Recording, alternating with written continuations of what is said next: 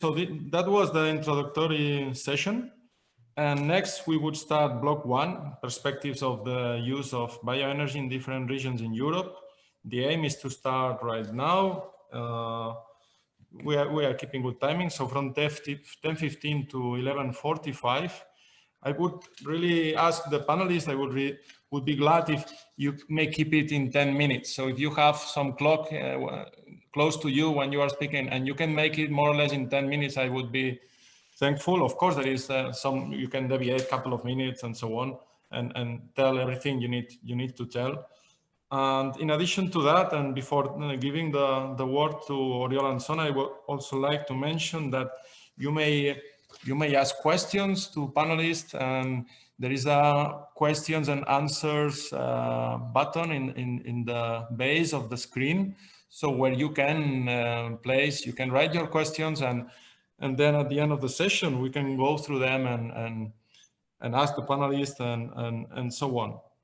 Okay, so next, without much more telling from my side, I give the floor to Oriol Anson. He's General Director of Forest Ecosystems and Landscape Management here in Catalonia, and he will tell us about new perspectives of the strategy to promote the energy use of forest and agricultural biomass in Catalonia. Much is going on. So please, Oriol, thank you.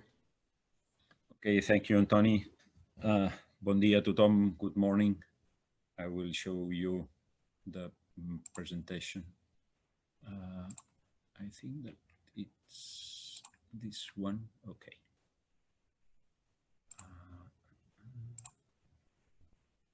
Okay. I think that you can see it. So good morning. In my speech, I will explain you what we are doing here in Catalonia to promote the energy use of forest and agricultural biomass. We develop it in 2 lines. First of all, manage the forest land to avoid the forest fires, and in the second term, use the forest products, energy to reduce the petroleum use as a way to face the climate change. I have to say that I must apologize because at the end of my speech, I will have to let you because I have another meeting and I will not allow to be to the end of the meeting. So I wish you a good meeting and discussion to obtain good conclusions that must allow all of us to develop a more strong forest sector to contribute to the challenges that we have now and for sure we will have in the future. First of all, I will explain you some information about our country, Catalonia. Catalonia is a Mediterranean country situated in the northeast of Iberian Peninsula with a surface around 32,000 square kilometers with a population roughly about 7 million people. Since 1979, we have our own parliament and government to organize our country and our agriculture and forestry politics. About the population and the infrastructures that we have, the majority of our people, around 5 million people living near Barcelona area and near the coast. Of course, it shows us that we have a problem due to an imbalance in the distribution of the population in our country. This area generates the majority of our gross domestic product, about 236 billion euros, due to a very important car and pharma industry, another one. About the surface, we have the distribution of our surface is 6% urban areas, 1% continental water, and 29% crops. 64%, about 2 million hectares distributed around the country, are forests. And about 40% of this 64% is wooded, about 1.3 million hectares. 70% of the forest surface is private. Around 200,000 forest owners have it and manage it. About 30% of the surface is included in Natura 2000 network, 1 million hectares more or less, and this is another problem that we have to manage our forest surface. This is the map with our surface included in the Natura 2000 network. In Spain, there are more or less 10,896,600 hectares, about 21% of included in protected surfaces. In Catalonia, 979,169 hectares, more or less the 30% of surface is included in areas protected. So in all the country, in all Spain, around 90% of the total surface is protected. It represents the 9% of the all Spanish surface protected. It's not a bad thing because we must protect our biodiversity, but the consequence of that is that we have a real problem to manage this forest surface because we have limits to carry on actions to prevent forest fires due to the protection of the biodiversity. Therefore, as I said a moment ago, we have limits to carry on actions oriented to manage the forest surface due to the protection of the biodiversity. And in some cases, this is a risk for the forest because the withdrawal from the management increases the possibility to have fires.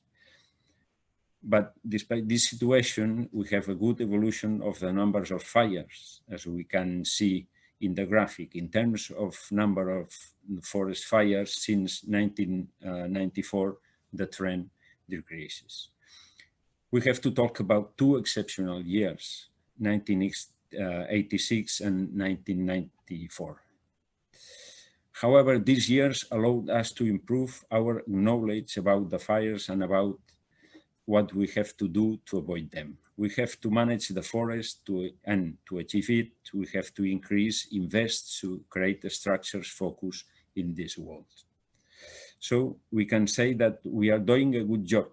We are doing a good job, but it's not enough, and we must continue working hard in this line because there are a new situation as climate change that shows us a new reality with dangerous consequences for the forest surface, with a new category of fires as we haven't seen before.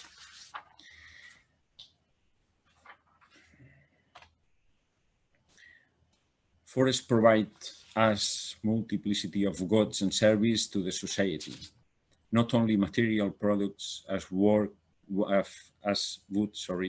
cork, mushrooms, pine nuts, but also nature and biodiversity, open green spaces in front of the urban spaces. And these are some reasons why the most of people take the car every weekend and go out of the city to the landscape, to enjoy the forest and the nature, looking for relaxed places out of the city. We must have it into account that the management of the forest surface to obtain wood is expensive because our country have a very high topographic contrast and work in the forest area have a high difficulties to access and work there due to the characteristics of the land. In this situation, the increase of our forest mass is about 2.9 million cubic meters a year, and we are using only between 20 or 30% of this increase. But the worst situation is that in Catalonia, only 10% of annual wood consumption comes from local forest. So this is a bad situation because it means that we have to import 90% of these products, and Catalonia lost the benefits that forest management provides in terms of biodiversity, resilience, and climate change adaptation. Therefore, the consequence is that we are increasing our forest mass every year. And this is a big problem for the sanitary forest conditions, for the biodiversity, and for the fire risk. And I don't know which is the most important, perhaps all of them at the same level. We have to add to these difficulties a very difficult managed forest land due to the orographic conditions and a transformation industry based only on low added value products. We have to work hard to improve the situation, and of course we are doing it. But as you know, achieve the results is no fast. If we talk about the gross domestic product, the forest chain represents only the 1.6% of the total gross domestic product of Catalonia. In this change, the most important sectors are the paper industry, the graphics arts, furniture, and the wood and cork industry. The forest industry is the smallest sector in the chain. It means that here in Catalonia, the majority of the industry that produces products with other value, furniture, graphics arts, etc., is working with foreign wood. So this makes that our forestry industry must work only to produce not added value products. We can conclude that this is not a desirable forestry industry for our forest and neither for the climate change. What our forest land produced? So as you see in the graphic, our forestry products are timber, of course, in the first step with a 46% of the value.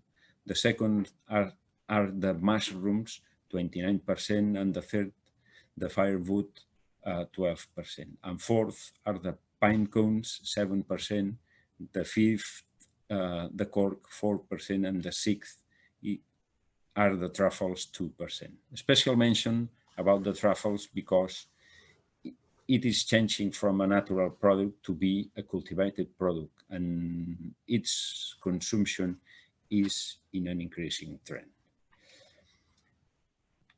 In 1914, the Catalonia government approved the strategy to promote the energetic use of forest and agriculture biomass 2014 to 2020, with the objective to promote the energetic use of local biomass in Catalonia through a combined government global action. This strategy has two main objectives by using the biomass: to promote the forestry management and to promote an own product to produce renewable energy in a climate change situation and in a new energy era after the petroleum. The benefits of biomass strategy is to promote the forestry management, contribution to the forest fire prevention, improve the current state of the forests and sustainable forest management, improve forest ecosystem in front of climate change, contribution to the forest stakeholders' economy and rural development. To use it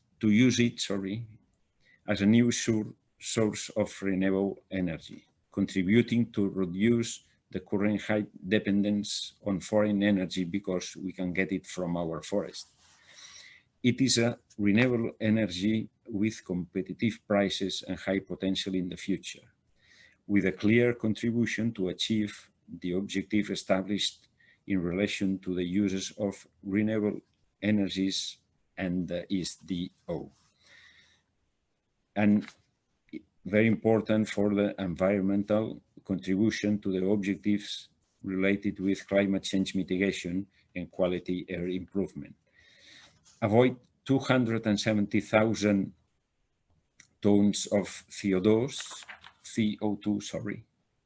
and in the way to social and economic point of view, high potential in wealth creation, especially in rural areas, future uses in agriculture sector in substitution of the fossil energies, synergies and contribution to the circular bioeconomy and the waste treatment, better dialogue between biomass stakeholder and administration bodies. We believe that the biomass strategy is a key tool to accomplish with the different goals related to forest management and face the climate change, and at the same time, work to bring new opportunities to the rural and forest areas to improve his social conditions. If we achieve this, we can probably solve an important problem that we have at this moment, the depopulation of the rural areas. Developing economy in rural areas will allow us to improve the quality of life and will be easy for the people to live there. Therefore, if we have people in rural areas, we will be able to generate economic conditions around natural resources, allowing us to improve the forest management, reduce the danger of fire forest, and face in better condition the danger of climate change, and of course, the future. The conclusion is that we need an equilibrated country to manage it in a better way. Therefore, it's a circle that offers us only benefits. The evolution of strategy compliance indicators, we have to recognize that the numbers are not good as we expected because the consumed biomass is lower than the level we expected.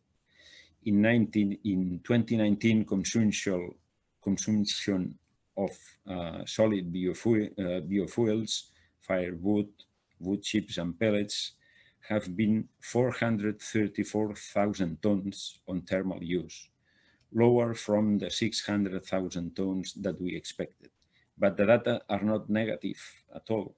There has been an increase, but 81% in the period 2013-2019.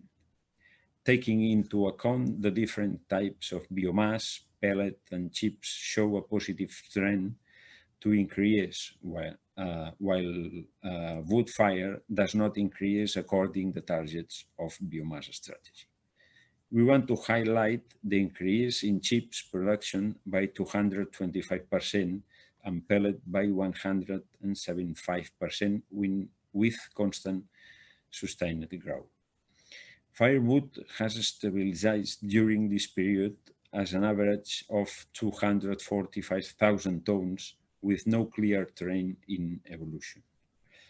Related to the silvicultural work, it has been managed about 8,115 hectares. So the strategy allows us to manage very important surface of our country.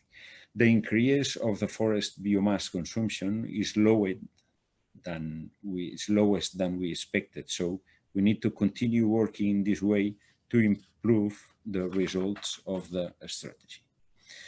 And what will we do in the future? We must continue to work to implement the biomass strategy because we believe it's a good way to develop our forestry sector, to create economy in rural areas, to allow people living in these areas to work and develop their life projects. And it's a way to reduce CO2 emissions and tackle climate change. And how we can do it? We can do it developing, continue developing it because we only win in this way, increasing public thermal installations, increasing sustainable forest management, increasing forest biomass uses in the industrial sector to enlarge the consumption throughout the year, guarantee local biomass supply, promote forest owners associations to organize the sector in bigger and more attractive collective offer of biomass. And for me, that's all. Thank you very much for your attention. Thank you very much, Uriol, for the very interesting overview of what is the context in Catalonia and those balances between the different uses of the territory, the biodiversity conservation, forest management, carbon neutral approaches. So I believe this type of visualization and then comparing between different regions will be of much interest. Thank you very much. So next I would like to give the word to Georgi Kostov. He's advisor to the Ministry of Agriculture, Food and Forestry in Bulgaria. He will tell us about biomass from forests and its utilization as renewable energy source in Bulgaria. So please, Georgi, if when you want, the floor is yours. Thank you. Hello, everybody. Thank you, Anthony, for giving me a chance to say, first of all, greetings for Bulgarian Minister of Agriculture and Food. At the present, I'm her assistant and advisor in the topic of forestry and also forestry biomass using. So I'll try to share our presentation and I'll try to be shorter.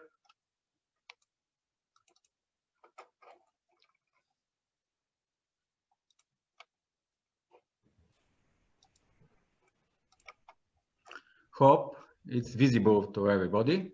Yes, it's fine. Thank you. Yeah, thank you. So the contents of the presentation, it's following the national policies, plantation timber biomass from Bulgarian forest, existing problems, will pay more attention, action to increase the effectiveness and efficiency of the forest biomass exploitation in Bulgaria, and of course we'll finish with the contribution of BIO4ECO project. National policies and legislation related to policy and legislation in European Union, and there is several national rules and ordinances, and the main one is governmental political management program, where the aim 166 is the increasing of the efficiency of the management regarding public forest and develop a national green economy and modern forest industry. Of course, we also adopted in 2014 so-called National Action Plan for Energy Efficiency, and it gives us frame support for the project for energy efficient use of forest biomass and replacing the low effective heating system with a state with more modern one and more efficient one. National policies includes also some long-term program for encouraging the use of biomass. This program include the timber biomass being the biggest source of bioenergy for the country at that time. I said at that time because at the present the pressure for other ecosystem services from forests, which pressure is coming from the civil society, need and rise new challenges for the future exploitation and application of this national long-term program. Additional one is integrated plan in the field of energy and climate of the Republic of Bulgaria. This is an official state document, and it represents that 66% of the population will still at the present use and still will use biomass for heating. And that's why the plan foresees introduction of individual devices for burning of biomass with at least 85% efficiency for household and at least 70% efficiency for the industrial building. National Action Plan for Energy Development from Forest Biomass is another document, and it contains some strategic framework for 6 priority areas. Sorry. There are some data about the forests in Bulgaria, and as a so-called Southeast European country, the problems of forest in Bulgaria are very common to this one, which have been represented for Catalonia. Our forests cover about 1/3 of the territory of Bulgaria, and our annual cutting is about 60% of our annual increment. But Bulgarian forests, of course, they are very different, but they are dominated by low productive coppice forest, which is part of the ancient history of the South Europe. And almost a little bit more than 1/2 of the annual cut wood is a firewood, and it's used as a firewood. And there are some pictures shows this. According to the historical data, you can see the last decade that the firewood is a little bit more than the half of the total volume cutted in harvested in Bulgarian forest. How we use this firewood, and normally we use it in the very old-fashioned way, from the households, in the very old-fashioned stoves like this, which is shown in the picture. And from this way of heating depends about 1 million households, 1 million families. Of course, they are not in the big cities. They are normally in the countryside, in the rural areas, 90% of them. But of course, we know that this way of use of firewood is not the most effective one. It's about 40% efficient in the best case, I can say, because open burning could give this efficiency. I can say that according to the situation in Bulgarian forestry, according to the relation between the civil society and the foresters and needs of more ecosystem services from the forest, we will not be able to enlarge the cutting volume.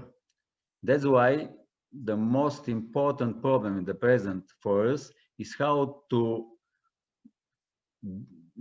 do more efficient way for using this firewood and this forest biomass for production of more effective energy from forest biomass. And that's why we are trying to organize the communities, the local communities, to organize them to produce small energy power stations in the local place, which will be more efficient anyway, and will use fully the residues from forests. And that's why more of you will visit Bulgaria, and you saw this picture of the energy, forest-based energy biomass power station in Bansko. And what are our actions? Forestry measures include investment in machinery for environmental friendly collecting of residual woods. Also establishment of several experimental logistic centers and improvement of the forest infrastructure. This means especially forest roads for quick extraction of the wood biomass generally.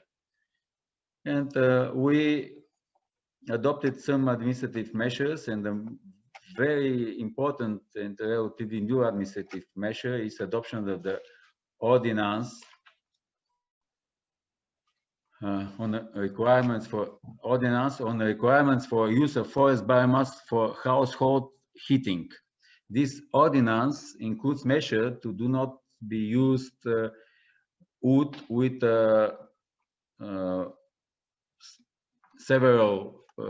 with fresh wood, let's say, with more water inside, and also this program for free of charge delivery of high efficient oven for household heating by the municipalities to poor families.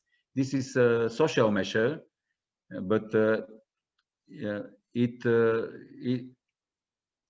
is important for more than 500,000 of people in the rural areas and in the big cities as well. Our contribution for BIO4ECO project, and I would like to thank you for the information we got during this project was running.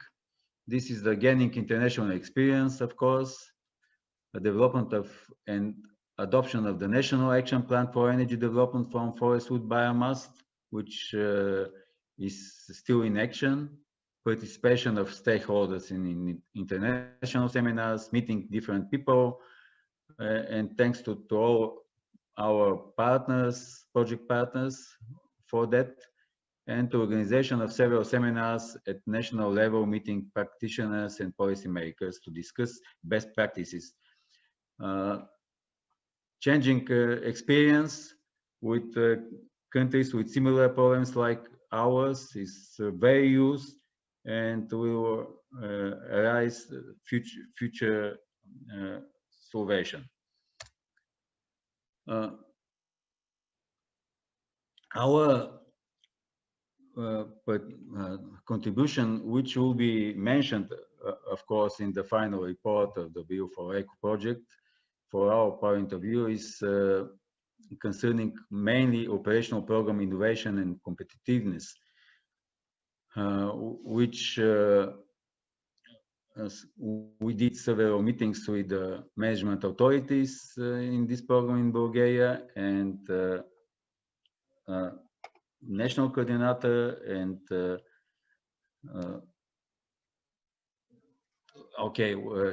promised, and there are some steps to make easier access for the small and medium enterprises with low administrative capacity for project preparation to information and requirements for the participation with project proposals on effective use of natural resources, including forest biomass, in the next program period.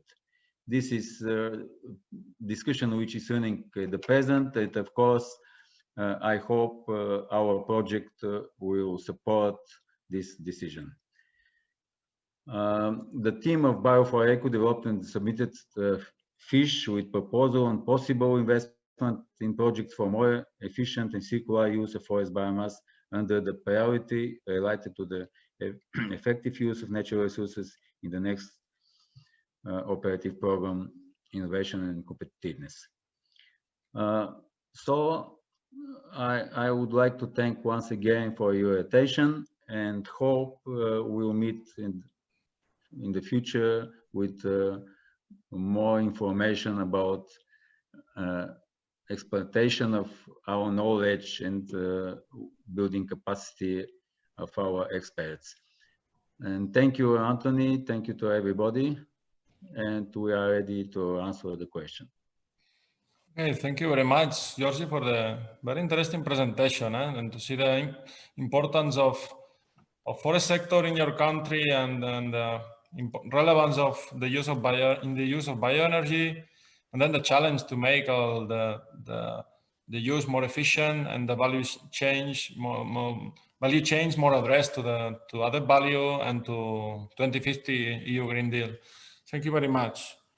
Okay, so next we would go to another presentation, in this case from Italy, a presentation from Davide Ferella. He works with the Vice President of the Regional Council, Emanuele Prudente, that finally could not join us today. But there is a presentation on the policy of renewable energy in Abruzzo.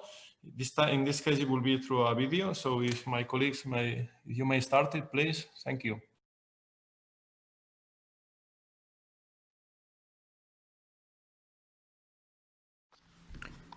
Good morning, everyone. This is Davide Ferella from Abruzzo Region's Vice President Office, and I want to talk about the Abruzzo Region policy for renewable energy, in particular from biomass. Energy policy is today more important than ever, as it is the basis of the socio-economic development strategies of all countries for environmental, social, and economic implications, involving many different interests. Safeguarding the environment requires reducing forms of pollution, on pain of great future risks of survival for humanity. The trend towards exhaustion of non-renewable sources, coal, oil, and natural gas, has now been demonstrated, so the supply necessary for future generations does not appear to be guaranteed. The considerable procurement costs for countries with little production of these non-renewable raw materials also oblige us to make a strong commitment in the search for every valid alternative. The high value attributed to the conservation of nature in its landscape, morphological and protection aspects of flora and fauna represent important aspects to be taken into account in the preparation of energy policies. In Italy and Abruzzo, territories with a little supply of exhaustible energy sources, the production of hydroelectric energy has grown considerably in the first half of the last century. Later, energy needs grew a lot until 2006, and then decreased and almost stabilized a little lower following the international economic crisis. In particular, in recent years in Italy, there has been an increase in the use of energy from natural gas, today about 38%, a decrease in that derived from oil and its derivatives, today around 36%, a marked increase in energy from renewable sources, today about 18–20%. In fact, Italy has already reached the target set for 2020, 1 year before. Energy from renewable sources, but produced and used, is always growing, especially thermal energy compared to electricity. In fact, for thermal energy, the contribution of biomass is over 47%, and in particular of wood is equal to 37%, with wood coming for a good share from abroad. However, the uses take place with fireplaces and stoves, very polluting methods. The other share, of about 50% of renewable energy, is represented by 13% from hydroelectric, 11% from solar, 12% from heat pumps, 7% from wind, and 3% from geothermal. Instead, the contribution of biomass to electricity is only 6%. The contribution in Abruzzo to the production of energy from biomass, mainly thermal, was very important, completely prevalent until the middle of the last century, and then decreased mainly in favor of the use of gas, which today is most of the citizens mainly resident in urban centers. It should be noted that in Abruzzo in recent years there has been a significant growth in both wind and photovoltaic plants, while hydroelectric production has remained the same. Forms of energy production from renewable sources that we intend to pursue for the future as well. The Abruzzo region has implemented efficiency and energy-saving actions in order to comply with the EU objectives for climate and energy in 2020, together with environmental education and sustainability actions and the activation of the participatory process. The decree of the Ministry of Economic Development, so-called Burden Sharing Decree, sets the contribution that the various regions and autonomous provinces are required to provide in order to achieve the national objective of renewable sources. The Abruzzo region has exceeded the forecasts of energy consumption from renewable sources established by the ministerial decree, and it also initiated actions for the preparation of the regional plan for adaptation to climate change and sustainable development. The energy financing program of Abruzzo schools is being concluded with important results, both in terms of reducing consumption and emissions and thermal comfort for pupils. These interventions, often carried out in conjunction with those for seismic improvement, made it possible to reach all the targets set, both from a financial point of view and from a reduction in consumption and emissions of climate-altering gases. As for biomass, with reference to the Interreg BIO4ECO project, it must be known that in Abruzzo there is a woodiness index of 40% of the territory, with a current increase of over 1.3 million cubic meters a year. Against this potential availability, there is a levy that in recent years has been between 8 and 5% of the annual growth increase. At the national level, however, there was a growth of up to 20% due to greater use of forest wood that is made in the northern and alpine regions.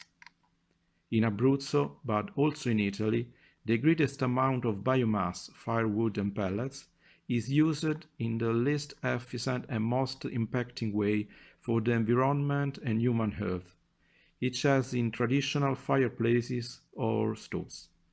Forms of energy production, today replaceable with heating systems, boilers, equipped with high technology and environmental quality and high efficiency, in order to reduce polluting emissions, both in areas where environmental alteration is high and in areas that are intended to be protective from pollutants. Within this context, there is a strong conviction among citizens of the dangers that can arise from combustion, precisely due to any pollutants that can worsen the good quality of air and water, following the incorrect use of fuels and of the same installations. It is important to point out that the ordinary citizen is poorly informed about new technologies. Another important aspect that limits the use of forest biomass for energy purposes is the considerable attention of many Abruzzans and Italian inhabitants, as well as of institutions themselves in general, towards the protection of nature. This led to policies for the conservation of the natural forest, also to better guarantee the survival of flora and fauna. It is emphasized that Abruzzo has about 40% of the territory in Natura 2000 protected areas. Therefore, the fear related to the impact on the environment and on human health is evident, and creates a partially negative judgment towards a greater use of biomass for the production of thermal energy, so much so as to risk not to reach biomass goal by 2030. The agricultural sector is also potentially able to offer good possibilities for using biomass, especially from the vine and olive tree crops prevalent in Abruzzo. In fact, there are many examples, even learned thanks to the participation in the BIO4ECO project, of projects that have been implemented forms of sustainable forest management, preserving natural biodiversity, and creating the development of rural areas. We have evidence of possible employment increase, income improvement, and sustainable local development.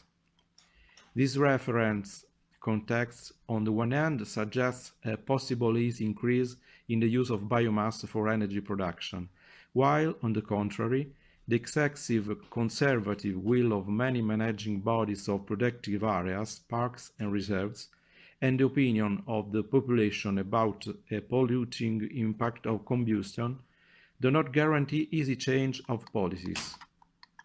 It is appropriate to think of an important innovative organization already at a political level that to create new management tools.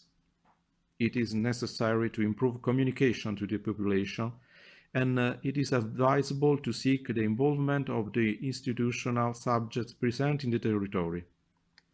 It should be also noted that the considerable technological progress of biomass thermal plants have made it possible to greatly reduce emissions into the atmosphere, to reduce the cost of imports of raw materials, and to allow the implementation of policies with new objectives. The biomass thermal plants present in the region are for now a few hundred. Public ones of minimum medium power, private ones of low power for corporate self-consumption. Fortunately, in recent years we have seen the total block of projects to build large biomass plants and a strong trend towards small plants, increasing thanks to contribution from EU funds. It is important to underline that the future availability of important financial resources certainly makes the interventions that can be planned for renewable energy from biomass more possible. The Abruzzo region in 2011 incurred in a radical change in the political government, which actually affected the achievement of the initially planned project outcomes. Due to this political change, the measures that can really change the previous policies are being defined, also with regard to the management of renewable energy. Today, a first program has been defined with envisages increasing the production and consumption of already existing renewable energies in Abruzzo, hydroelectric, wind, and photovoltaic. As for us, the structure that conducted the BIO4ECO project and learned many possible innovations to be implemented, we are awaiting any measures regarding the biomass sources. When these guidelines will be issued, we will apply them our ordinary management measures and, based on competencies, program the new according to these new objectives. In conclusion, most likely, future policies in Abruzzo will be oriented towards the rational growth of energy production, especially thermal energy from biomass, through a policy of correct information for citizens, a reorganization of legislation, and force management, and with the aim of build low-medium power and high technological system to limit pollution. Finally, a warm greeting to all the partners of the project and to the stakeholders who have contributed to tackling the energy sector, with the hope of new and interesting projects within the community to allow a common and participatory development in the life of our population. Okay, so thank you very much to Davide for a very interesting presentation. To see there is a network of heating plants there in Abruzzo and all the context and policies related to those. Let us go next to France and welcome Rémi Chabriat, he's Director of French Environment and Energy Management Agency. He will tell us about the use of wood biomass for energy production in France, energy and climate local plans. So please, Rémi, when you want, you may start. Thank you. Good morning. It's a pleasure to be with you this morning. I have to apologize for one thing that you don't know. It's because I was supposed to be replaced for this presentation, and finally I have to replace the one that was supposed to replace me. So it won't be maybe as fluent as you should have expected, but anyway, and so that was my first excuse. And second, I'll try and share the screen. So how is it supposed to work? Okay, this one. I don't. Okay, I don't know if you see it properly. It's fine. We can see it. Okay, so let's go. I will focus on wood biomass for energy production in France. The question of local climate energy plans is supposed to be treated this afternoon, as I saw. So, okay, we'll mainly talk about it because there's maybe a French specificity. We don't have in the next political exercises, we don't have significant target for production of power from wood. French adopted a law, an energy transition law in 2014, and this year in April, multi-annual programming for energy, both have defined a rather ambitious target for recovery and renewable energy in it, but no significant, as I said, target for power from wood. Just to a little rewind, it represents about 47% of French final energy consumption. In 2017, 21% of it comes from renewable and recovery energy sources, and the target we intend to pass from 2001 to for 31% to 39%. It's a huge gap, knowing that in the same time we plan a reduction global of energy consumption due to the progress in energy efficiency from, as you can say, 736 TWh to 641. To be a little more precise and to talk more specifically about biomass and wood biomass, this slide talks about renewable heat targets by sector. And you can say that, so rather simple to say, biomass, even if in the last few years, we can see that biomass sector is behind of its targets. We'll go back to this again. Due to the fall of the price of gas, it remains the main sector for renewable heat and the one on which we have funded the highest hopes. Biomass in 2017 has produced about 120 TWh, and we intend to grow up to, there are one high and one low target for 228, but biomass is supposed to increase up to 155 to 170 TWh. As I said, it's by now more or less behind on its targets. Other sectors, as air source heat pump sector, is really has a very strong growth. Heating networks and biomass sectors progressing as expected. So we hope that we will be able to succeed in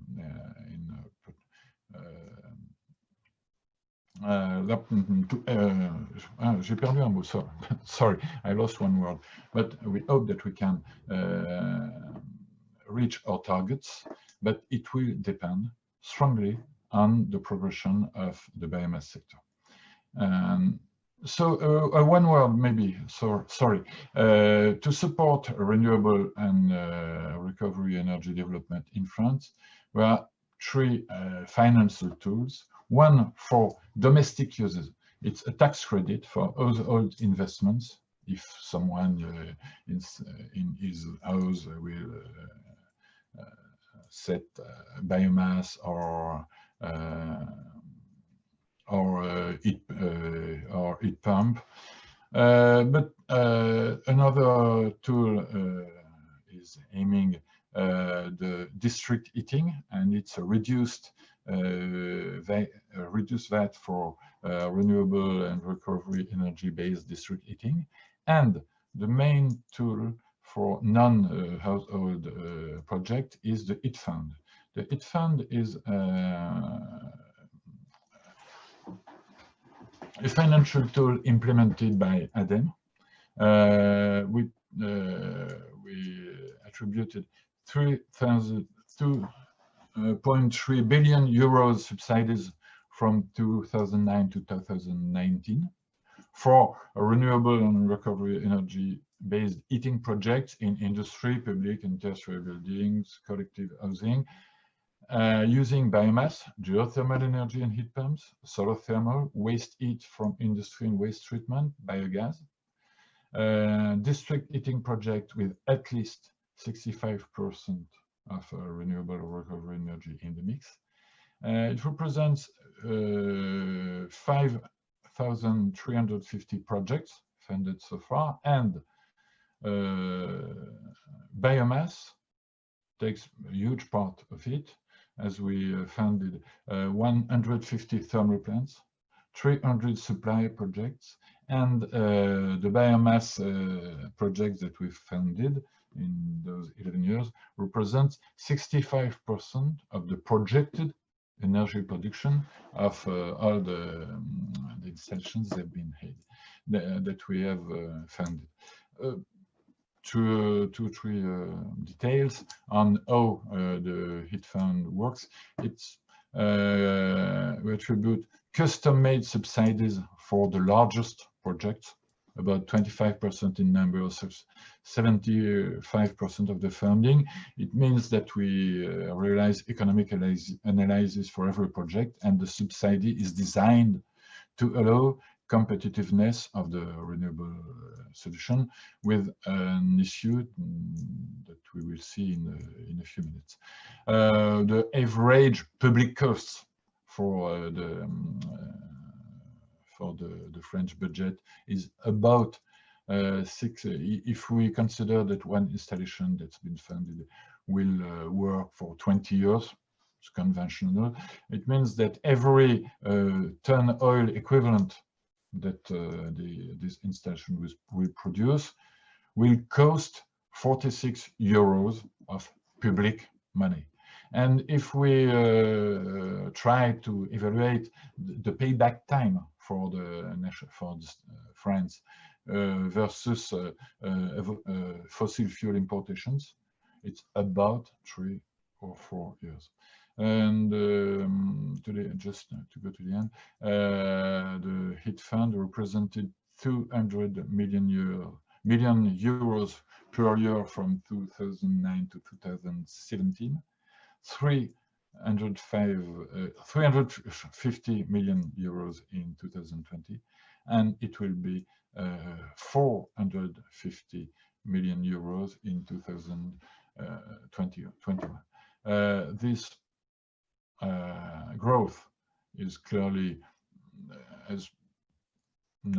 related with the ambition of the target that have been set in the law and in the pluriannual production of energy, but also programmation for energy, but also to the necessity to increase the level of the subsidies because of the concurrence of the low fossil fuel price. Just two images. One to be this one represent, in fact, by different energy, the projects that we funded from 2009 to 2019, and you can see biomass is in green, it's also pricing, and you can see that in the beginning, the first years of the fund. This diagram shows the provisional energy production of the installations that have been funded every year. And you can see that in the first year, biomass was really, really high. And then you can see a decrease from 2010 to 2017 that's clearly related to the growth, to the low gas prices. The cheaper the gas is, the less biomass is competitive. And I will end, and you can see that quite little progress again in the last 2 years. It was at the beginning, at least, related to the increase of a carbon tax in France. But, and my last slide, were maybe 3 important questions or issues. By now, when we talk about the development of biomass energy in France. The first is the low fossil fuels price.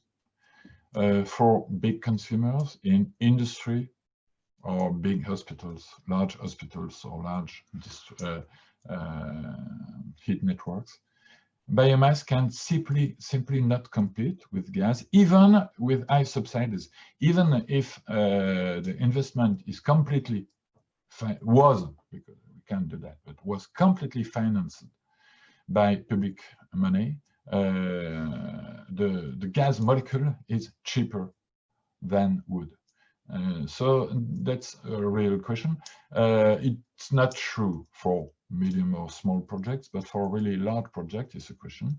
The carbon tax was aimed to increase the complete cost of gas, but its progression has been stopped in France after 2018 social movement. So the question for us now is, what will Europe do, and what will we be able to set at the European level as a carbon tax to the European borders? The second question, some colleagues have already talked about this. It's the question of supply in wood for the district, for the plants that we, the thermal plants that we are financing. French forest can provide, and we have no supply problem so far. But in the future, we need, if we want to harvest more wood for biomass energy, it can't be done without a combined development of different uses of wood. Wood material, wood for particle board, for paper. And the point is that those industrial sectors are rather weak by now, and especially the wood material and the wood in construction doesn't grow as strongly as we could expect. Another question about supply is, it was, I heard that there's also a question in Abruzzo, notably, the question of social acceptance of forest exploitation. And just last question, it's sustainability of this development of bioenergy. We are about to publish a rather large study on life cycle analysis of biomass energy. It will be published in less than one month.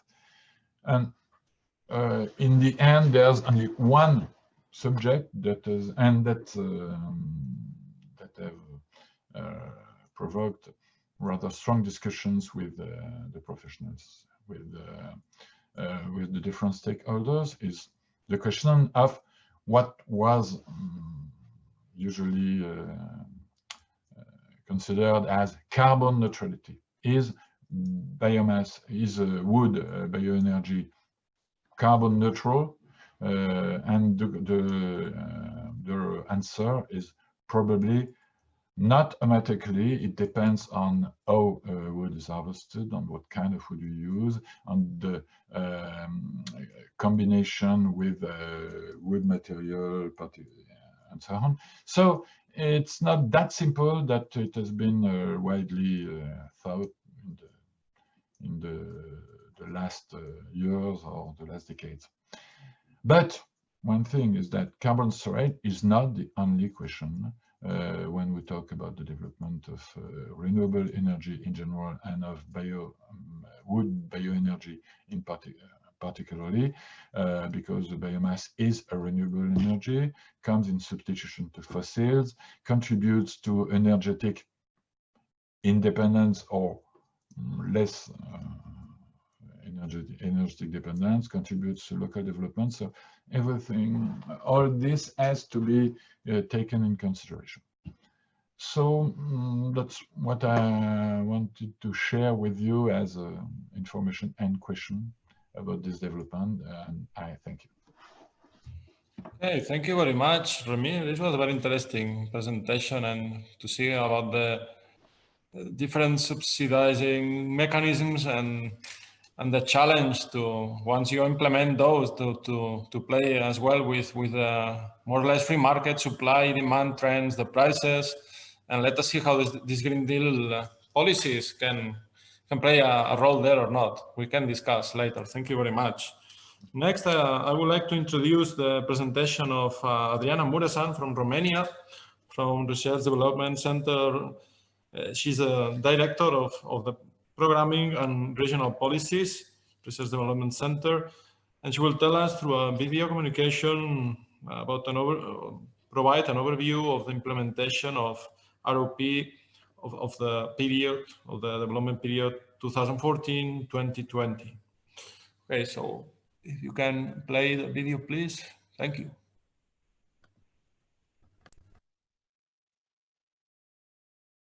Hello, my name is Adriana Mureșan and I'm coordinating programming and regional policy unit within Regional Development Agency, Centru, which is partner of BIO4ECO projects from Romania. Today, I will present you an overview of the priority axis 3 of regional operational program, the policy instrument tackled by the agency within BIO4ECO project. The Regional Development Agency is a non-governmental body of public utility which is responsible for regional planning and development in the Central region. The agency also acts as intermediate body for Regional Operational Program 2014-2020. In Romania, there is one regional operational program at the national level with the same priorities and measures, but with different financial allocation for each region based on the population and GDP. In the next programming period, the agencies will act as managing authority because will be one regional operational program in each development region of Romania. The Regional Operational Program 2014-2020, as I said, is a national program whose regional financial allocation has 13 priority axes. The allocation for the Central region is around 661 million euro from European Regional Development Fund. The investments are focused on support the SMEs and technological transfer, for energy efficiency, for urban development, for urban regeneration, transport infrastructure, tourism, educational, social and health infrastructure, but also in order to support the small and medium-sized towns. Regarding the priority axis 3 of the program, supporting the transition to a low carbon economy, this priority axis has this axis has two priorities, one regarding energy efficiency and one urban mobility. For energy efficiency, which is the policy instrument, there are three operations, one for energy efficiency for residential buildings, one for public buildings, and one operation regarding public lighting. Here you see the allocation for the central region for each operation. Regarding the efficiency energy for residential buildings, the eligible applicants were public authorities from urban areas in partnership with owner association. The call was focused on common buildings, residential buildings, and through this operation was financed activities like improvement of thermal isolation and waterproofing of the roof, consolidation measures, modernization of the heating system, the introduction of renewable energy sources for the production of the energy, replacement of lighting bulbs, implementation of power management system, but also developing strategies for energy efficiency. The Operation B was addressed to the energy efficiency of the public buildings.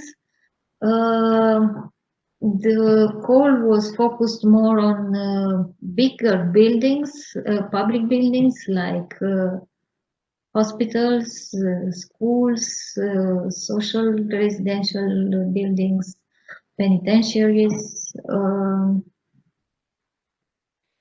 The eligible applicants was central or local public authorities as well as public institutions, and the activities was the same like in residential buildings, with including also introduction of renewable energy sources, including biomass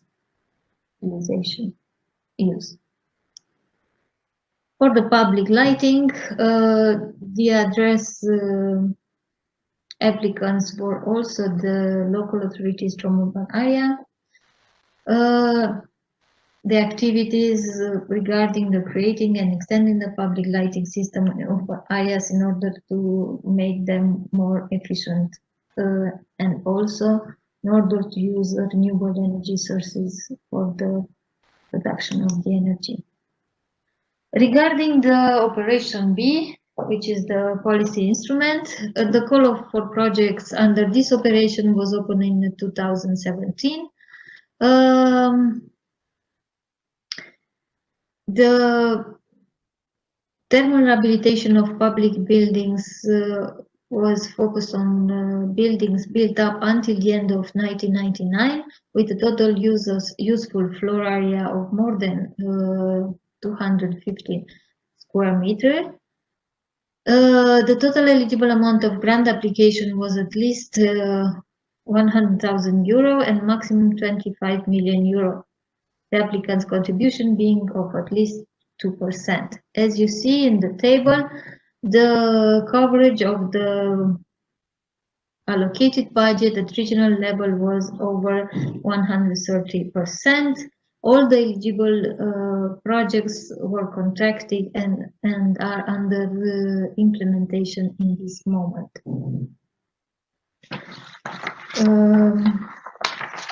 As intermediate body, the Regional Development Agency is member of the monitoring committee for the regional operational program. Within this committee, in this context, having into account the regional context during the meetings, the agency supported the launch of a call under the Operation A for residential buildings, a voucher scheme dedicated to natural persons. This voucher scheme encourages the use of energy renewable equipment in the domestic sector and is the result of the consultation and discussion with all the relevant stakeholders. BIO4ECO project had a positive influence on launching this voucher scheme. Participation within BIO4ECO project provides a great opportunity to learn and exchange experience with other project partners. Each project meeting was an opportunity to learn and share experience on regional bioenergy policies and identify solutions to improve them.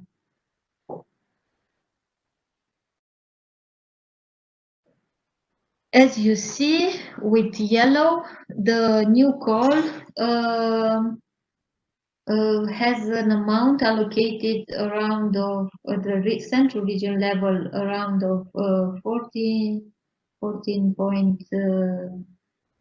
15 million euro, and there was a project promoted by regional environment agency that is the implementer of the voucher scheme at regional level. The manager of this voucher scheme. The voucher schemes grants up to 4,000 euro for a natural person for installing photovoltaics in the domestic sector. The scope, the aim in participation in BIO4ECO projects was to improve the priority axis 3 in order to make it more, the project to be more focused on the regional and on using the renewable sources in producing the energy for these buildings.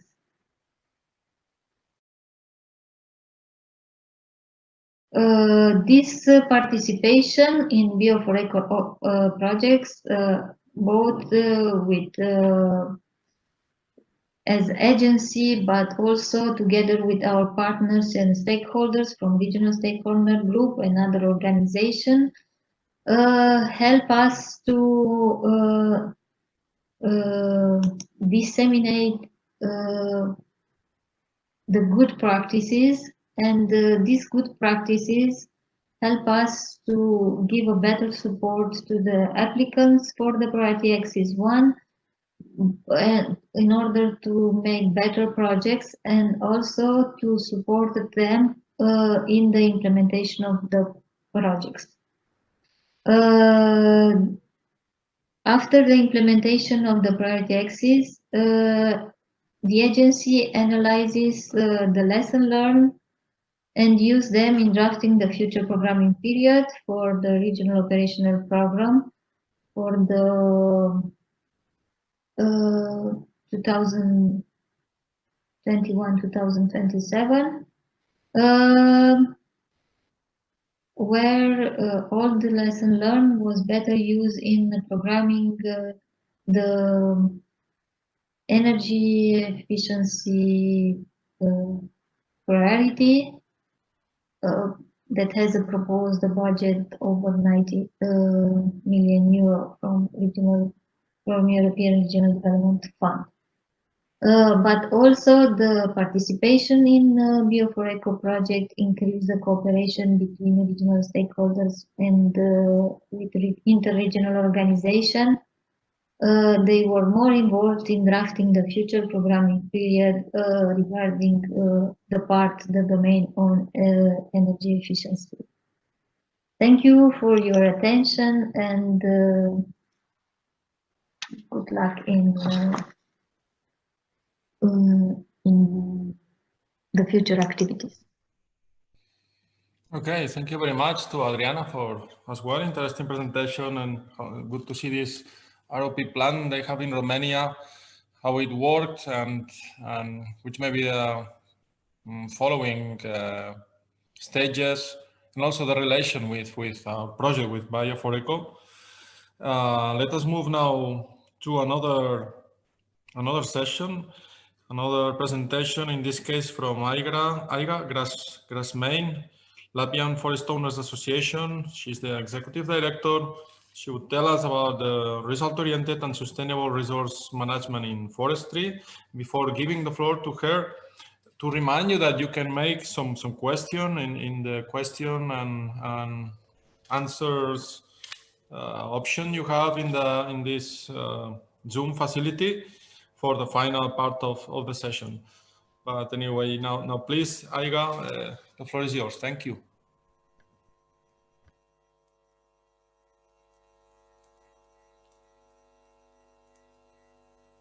I think the microphone, is it working?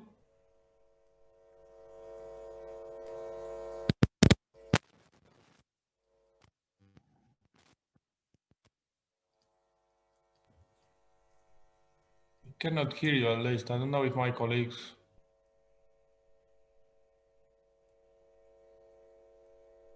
No, it's the microphone is not working. Since your microphone is not working, maybe you can unplug it, Aiga.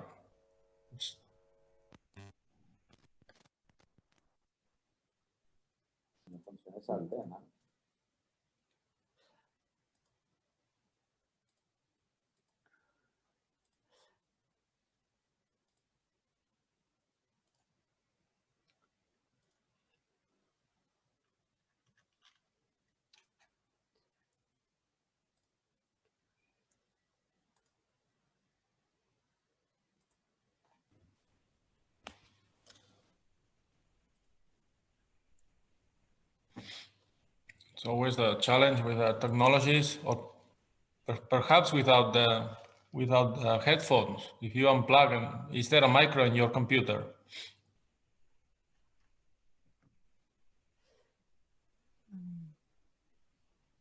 Yeah, we switch to the next presentation and we try with you later. Okay, Aiga? Thank you. So let us move on and now go through North Karelia in Finland. And Sari Pitkanen, I believe we might know from past times in Finland at some point. Very welcome to this meeting. She's forest and climate expert representing the Regional Council of North Karelia and will tell us about bioenergy in that region. That issue has been working for a long time. So please, Sari, go ahead. Thank you. Thank you. I hope that my microphone is working. And now starting the video and then share the screen and let's hope that everything goes fine. Yeah, we can hear you and we can see the screen. It's fine.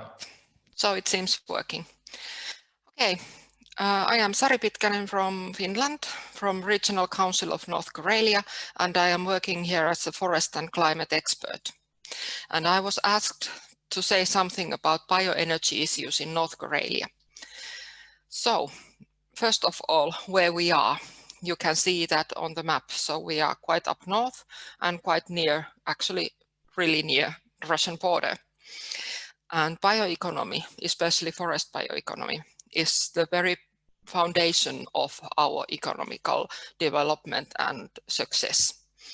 We are not a very big region, but we are trying to do our best to keep the whole region living and being well.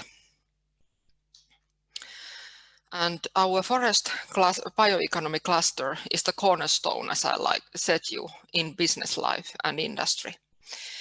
We have already now renewable energy share from the total energy consumption 67%, so it is quite high.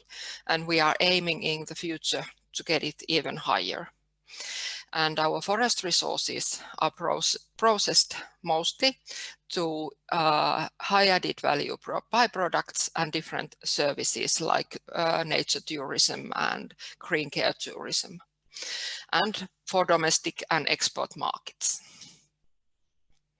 Our forest resources are huge. Of our land area, 89% is covered by forests.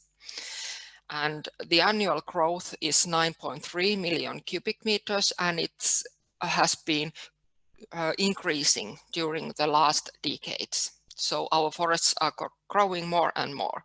And one reason for that is our excellent climate resilient and climate friendly silviculture.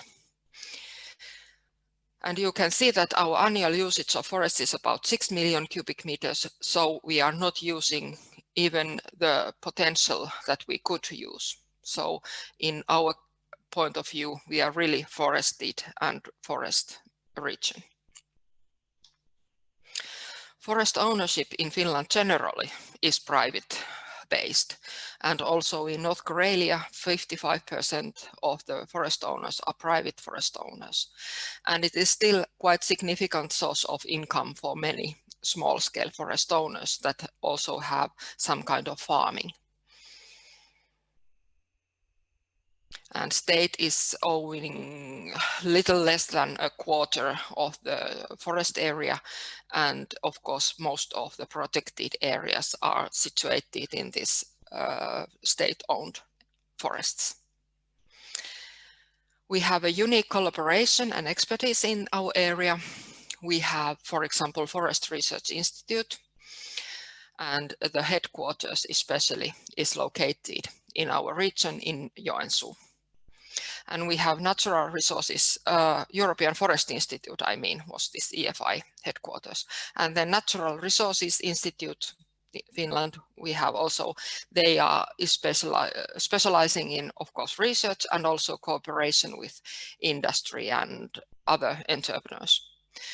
Finnish Forest Center, we have university, and we have University of Applied Sciences and different kind of vocational education and training, and also Environmental Institute, and different kind of business development organizations that are dealing with our companies on this region and trying to get them to do even better than before and getting new ideas. So when we combine all this expertise and know-how, we can say that our region is really development oriented. Then our circular forest bioeconomy. We can talk about bioeconomy and about circular economy. For me, bioeconomy refers to use of natural resources, initiative natural resources. And then we talk about circular bioeconomy when we are talking about the next generations or next, how we are using our byproducts, etc. Something that is already taken from nature, perhaps processed already one time, and then what we can do with those materials. So the basic for all this is our forests, natural resources, and the sustainable, climate-friendly forest management. Our research and development, business and education are working closely together towards different kind of bioeconomy aims that are development in forest technology, different kind of industrial symbiosis, distributed biorefinery, wood construction, really important in the future, renewable energy production, forest and photonics, that is something that is really important, for example, in forest technology when building these huge machines that are used in forest cuttings, for example.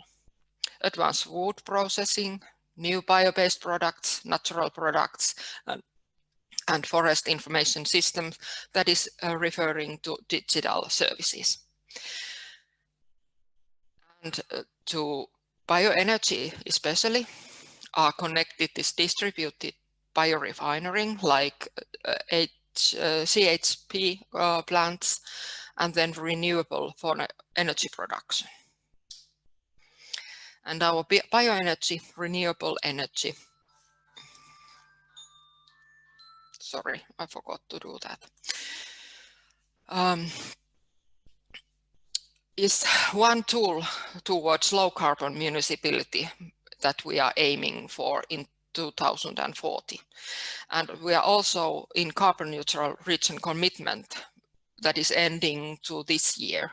And depending on how it is looking at, we are almost there now in 2020. If we look our carbon balance in our forests, for example, and then some information about our CO2 emissions from this natural resource center, we noticed that we are almost there. But of course, there are some points that are not taken into account in that comparison. But anyway, we are in a good way. Then energy in North Karelia in general, we have a total energy consumption about 12 terawatts. And from that, the share of renewable is this 67 that I already mentioned. And our energy independence is 64. That is more than in the Finnish government, in the state of Finland. Wood-based bioenergy is about half of the total energy consumption. And then, of course, these other renewable energy resources, but they are less. And for example, wind power that we really would like to have and see in our region. Unfortunately, there are some mispoints that are coming from the military issues, and so far we are not able to build wind energy, but that is something we are fighting for. And for our strategic work is now on that phase, Climate and Energy Program 2030. It will be ready in the beginning of next year, and all these issues have a crucial role also in that new program. And our sustainable forest targets are still that we want to get rid of this fossil oil and have totally renewable energy in one way or another. And then we are also committed to this net reduction of greenhouse gases with 80%. That is a huge task.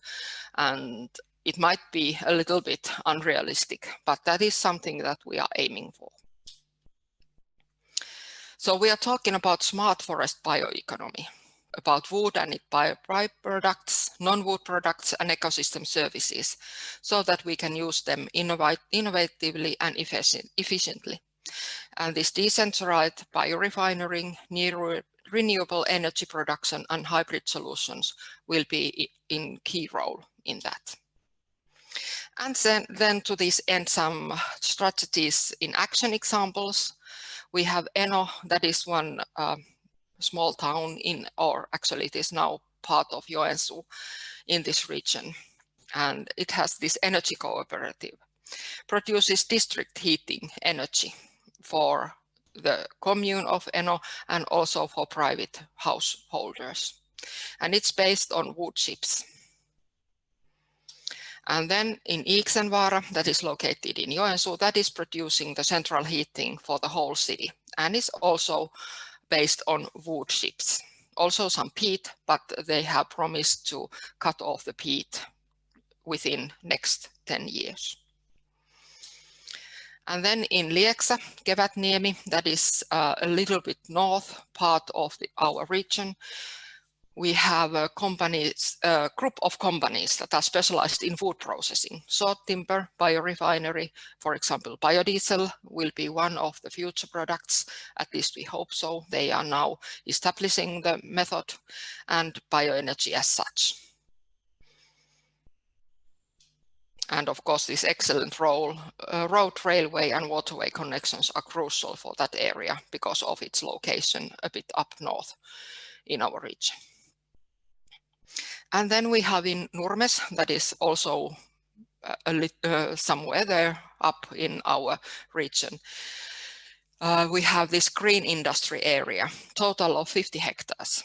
And also aimed for bioindustry and circular bioeconomy. And there especially investments are for biogas production.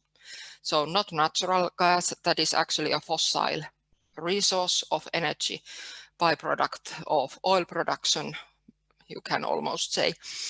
But we are investing for biogas. So energy from vegetation and from farming waste. So thank you. That was pretty much that. I hope I didn't exceed my time too much.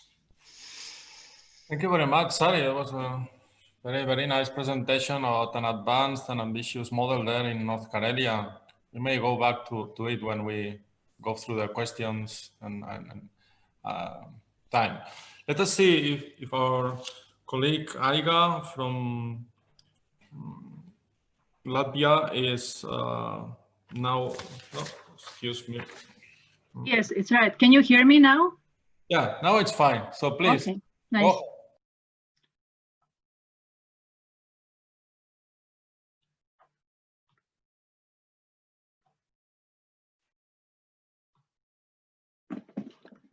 So hello, everybody. And I represent Forest Owners Association in Latvia. And we have more than 400 members, and the land that we manage is more than half of Latvia's forests. We represent these forest owners. And the main task of our organization is to promote sustainable and economically efficient forestry in Latvia. And this is in the context of bioeconomy, this is getting more and more important. So the forest, Latvia is rich in forest resources. So forests cover more than 50% of the territory. And because of this fact, the way how we manage forests, it's important for many aspects, for national economy, for biodiversity, for the people's well-being, their recreation options, bioeconomy, climate, and other aspects.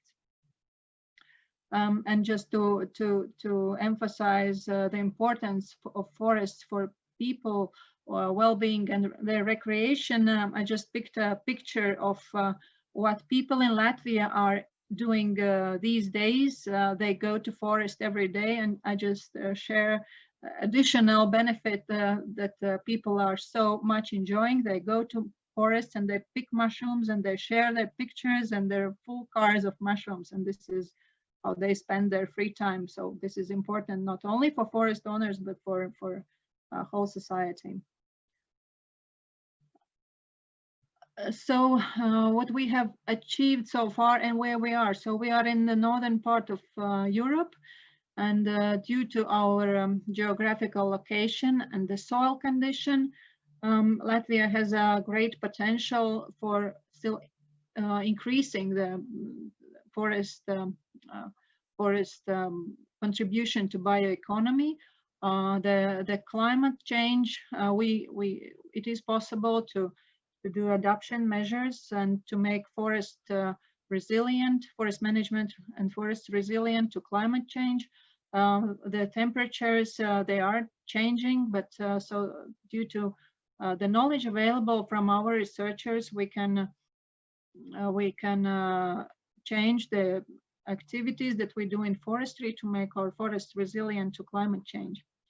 And in the rural development program, we had activities that were very successfully implemented by forest owners, and these were forest stand improvement. This is early thinning, where the knowledge from researchers was implemented as to what species composition, and so that the young forest that is growing, so that it's in future it is productive and resilient. And also quite substantial new forest areas have been established in this current rural development program. So the forest owners are contributing to future forest quality and productivity. So we have a very good collaboration with the researchers, and today it is very important, and in the context of bioeconomy, if we see that we want to fulfill potential and to contribute to increased bioeconomy performance. For example, today we experience storms, and there are research programs going on how to measure the wind impact on tree stands. So what soils, what tree species, which combinations will be in future will be more resilient to wind damage. And within this BIO4ECO project, we have also made a public research video on research that has recommendations for forest owners, how to manage their forest, how to shape it so that it is resilient to wind risks in future. Another part of research is pest and disease protection. So it is also taking into account the climate extremes. So what forest owners can do to make their forest resilient to pests and diseases. And of course, using advanced forest reproduction material, it contributes very much to productivity. And forest sector in Latvia have defined their strategic goals so that we want to increase our forest productivity by 25%. So it is a big step, and it is possible to do if knowledge-based forest management is implemented. One of these measures that we wanted to implement, we wanted to change our legislation so that society gets more benefit from our forests.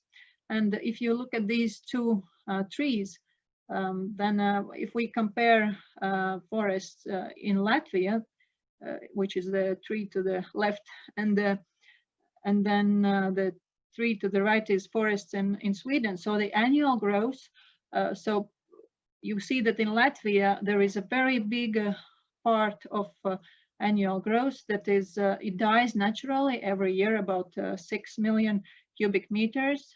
And this is because of the quality of timber, which has worsened, and it is not harvested. And this is where we can do something better with knowledge and legislation.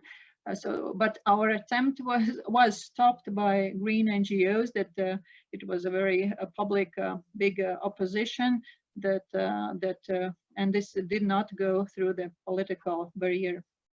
But so we should think about it because we are speaking about commercial forests and these goals should be balanced. If we look at the European Green Deal, its goals, then it is clear that forest sector has a lot to provide to achieve these targets by 2050. And as the scientists have estimated, then if we do activities that increase forest productivity, then it is a substantial contribution to sequestrating CO2 more than we do today. So in preserved forest, it is one level, and then if we keep the practice that we have today, it is good, but we can do much better. And in the bioeconomy strategy that is accepted in Latvia, there are estimates made, and if the investments in technologies, in research, in people's knowledge, and if activities on effective land use, if they are implemented, so we can double the bioeconomy sector value in Latvia.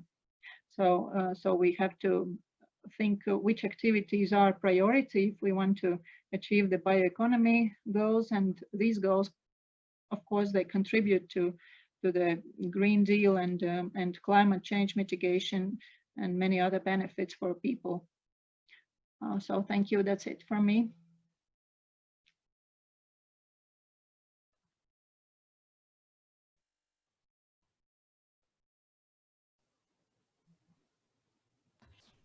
Okay, thank you very much.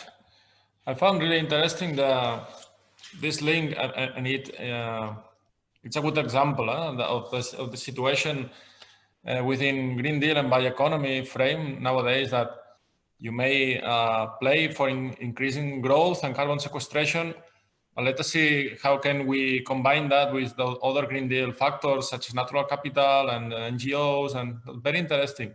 Thank you. Thank you. And finally, as we'll say, last but not least, we have a contribution from Slovenia, from Jose Jursa, sorry if I don't mention the name well, Secretary at the Ministry of Environment. She will tell us about perspective of the use of bioenergy in Slovenia. So please, the floor is yours. Go ahead, thank you. Hi from Slovenia. I'm Josef Jursa, head of working group to prepare strategy for wise use of wood for energy purposes, which we prepare in this year. First, Slovenia has about 2 million people, and analysis concerning the problem of the use of wood to the heat building shows.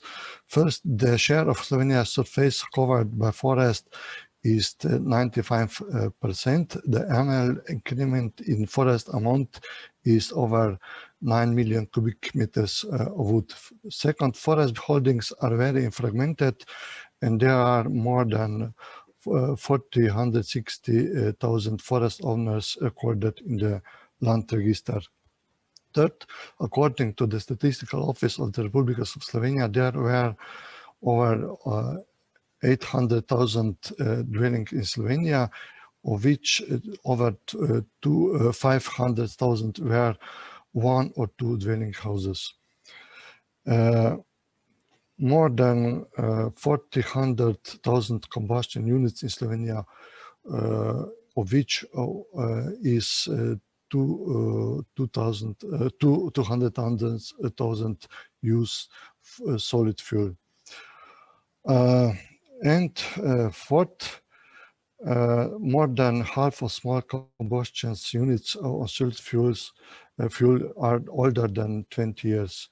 And five, one of the significant consequences of climate change for Slovenian forest is that due to the damage caused by storms, wind, snow, and ice damage on trees, the bark beetle and various diseases that follow such events, the quantity of poor quality woods put on the market increase every year. This wood sooner or later ends as wood biomass used for building heating. So Slovenia drafted a comprehensive set of measures in the form of strategy for wise use of wood for energy purposes.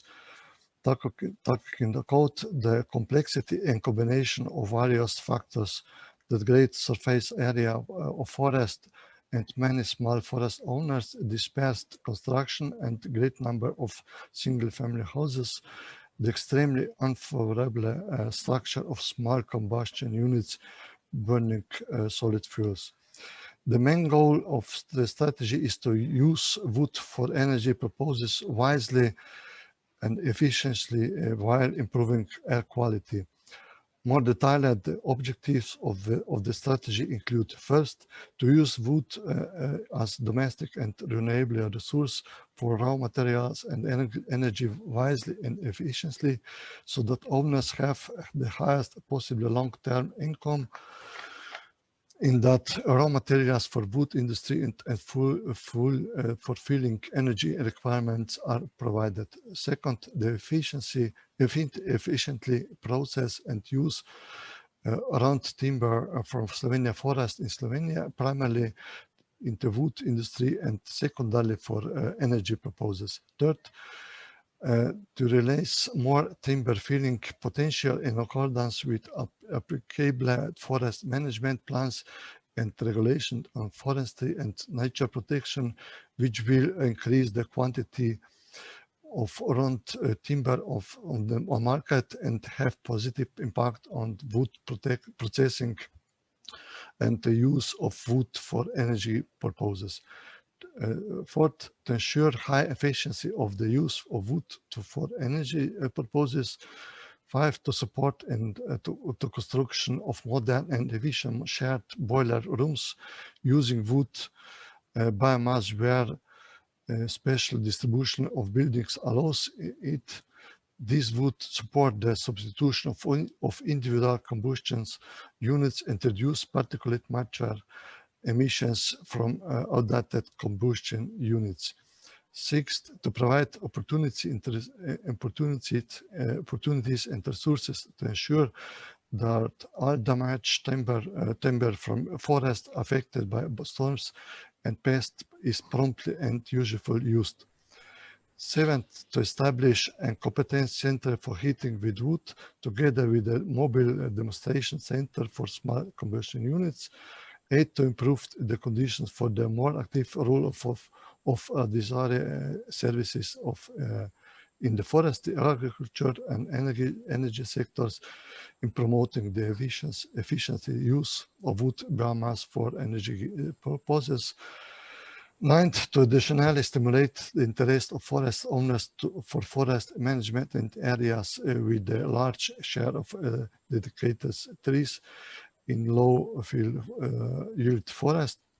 And 10, to improve the cooperation and coordination of decision makers, experts, and other stakeholders involved in the use of renewable energy sources. The aim is that the strategy for the wise use of wood for energy purposes to be adopted by the government in 2020. Thanks. Okay, thank you very much. So it's very interesting to look at bioenergy in another country where forestry and forest management has such a strong importance, like in yours. I remember a few years ago visiting, I was quite impressed about forest and the management planning system. Okay, so we managed to cover all presentations. As usual, dealing with timing is not easy, but I don't think we are going too bad. Now it's exactly noon. We should start now the coffee break, but let us see about some quick question.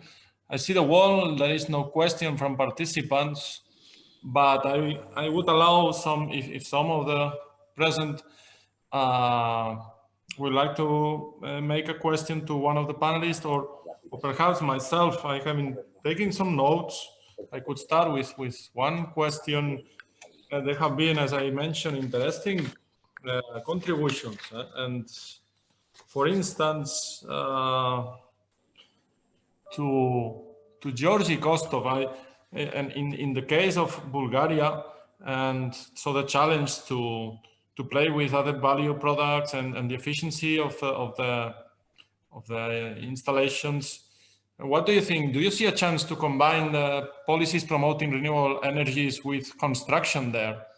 Do you think that combining the bioconstruction and the bioenergy project there would have a chance to pull all these measures? What do you think? I don't know if, well, I should check if Georgie is now online. At least it appears here.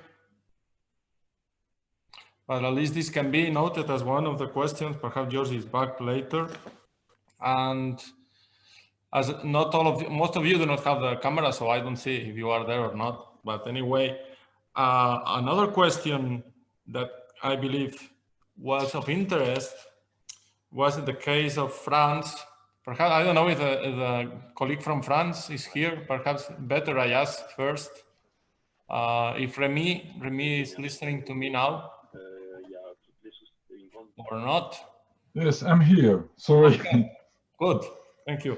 So I found very interesting all the subsidizing system, and then what you show between how the measures are implemented, how that relates to market prices and fuel situation in the market. And do you see some frame there for perhaps no regulation, strict ones, but some incentives and thinking about this Green Deal period, so that you may drive a little towards the use of biomass versus gas or other fossil sources? What do you think? Is there a chance there? That's not simple. we could think about regulation, for example, but we are now, France is now trying to develop a regulation on tertiary buildings, how to say that, commercial and administrative and so on buildings, and sometimes when you try to set targets, regulation targets on energy efficiency, it sometimes is complicated to combine with incentive for the development of renewable heat.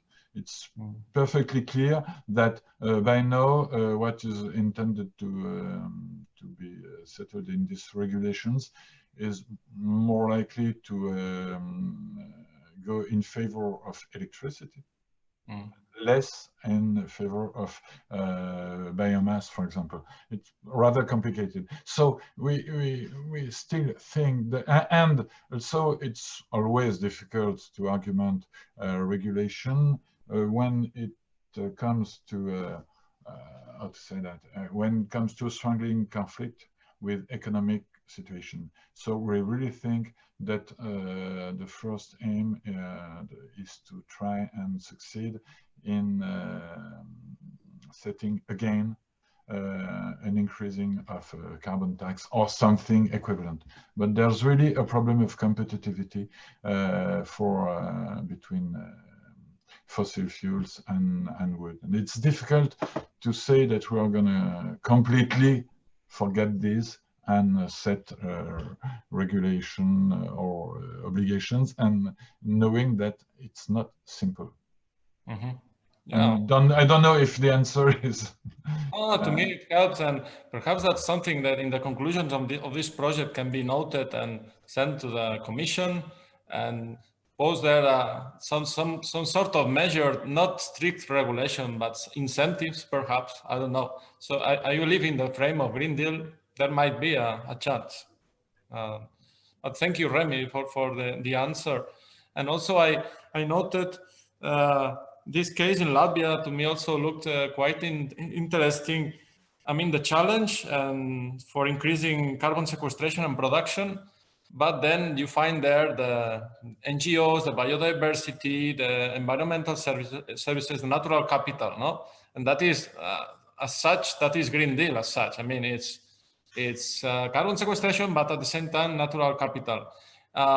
Can you tell us a bit more? What do you think can be the way to integrate those two lines? Ariga. Yes, the Green Deal has so many aspects and so many targets. We're talking about climate change. We're talking about adaptation to climate change, biodiversity strategy goals.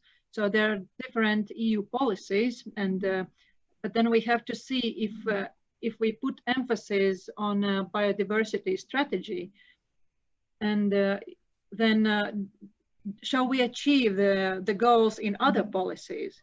So I think this should be very carefully measured, because and it also very much depends on every country, because the conditions in every country are very diverse.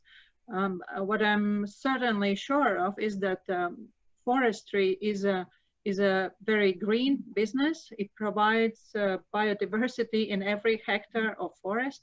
So it means that we can still maintain biodiversity in large areas of our forested countries, but we can still achieve the goals that are in the Green Deal by improving management.